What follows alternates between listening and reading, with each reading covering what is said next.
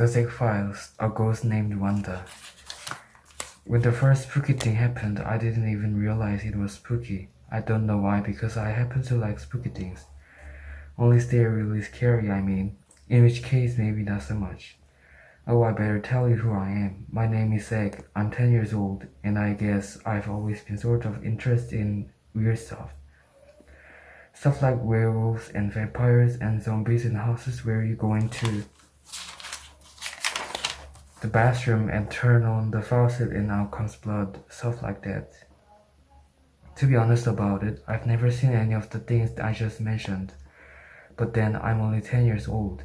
Anyway, to get back to my story, one night a few months ago, I woke up suddenly. All the doors in our apartment kept on opening and closing. The door to Dad's room, my bedroom door, my bathroom door, the door to my closet, just opening and closing by themselves. I figured, hey, no big deal. It's the wind or something. So I went back to sleep. If I had known what it really was, I probably wouldn't have been so casual.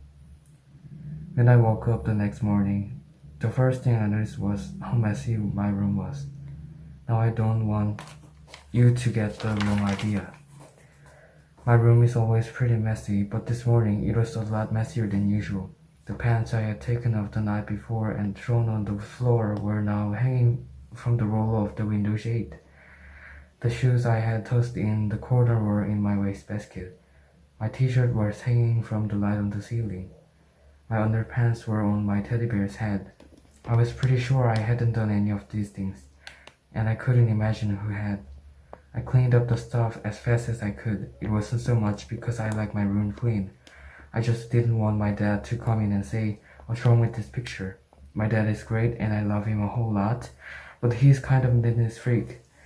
And I really can't stand when he comes into my room and says, "What's wrong with this picture?" As soon as I cleaned up my room, I went to brush my teeth, and that's where I noticed some more goofy stuff. Somebody dropped stuff all over my bathroom mirror, and put saran wrap under the toilet seat. Had some kid sneak in to play pranks on me, or was something weird going on here? "Zack, you are," my dad called from the hallway. "Yeah, Dad," I called back. He stuck his head in my bedroom door. "Uh-oh," he said. I went back into my bedroom and my mouth dropped open. My room was a mess again, plus all the electrical cords were tied into bows. In a framed photo of my grandma Leah had a mustache and beard drawn on it. This was no kid playing pranks. Something weird was going on. "What's wrong with this picture?" said my dad. I could tell Dad was really upset by the mess. My mom and my dad split up a few years ago. Now I spend part of the time with him and part of the time with my mom. Dad's place has been always neater than Mom's, up till now, that is.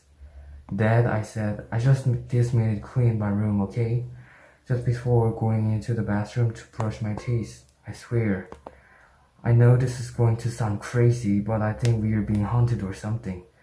"Zack, I don't mind if you sometimes get careless and leave your room messy," said my dad, "but I really wish you wouldn't fib about it." "I'm not fibbing," I said. "I really did clean up my room just a minute ago. I did not leave it like this." The look on my dad's face told me he still wasn't buying it, but at that precise moment, the TV that sits on top of my bookcase floated gently into the air. Then it flew slowly and silently across the room and landed on my dresser. My dad watched it go. His eyes were very wide, so were mine. "You know, Zack," said my dad after a long time, "I think I believe you after all."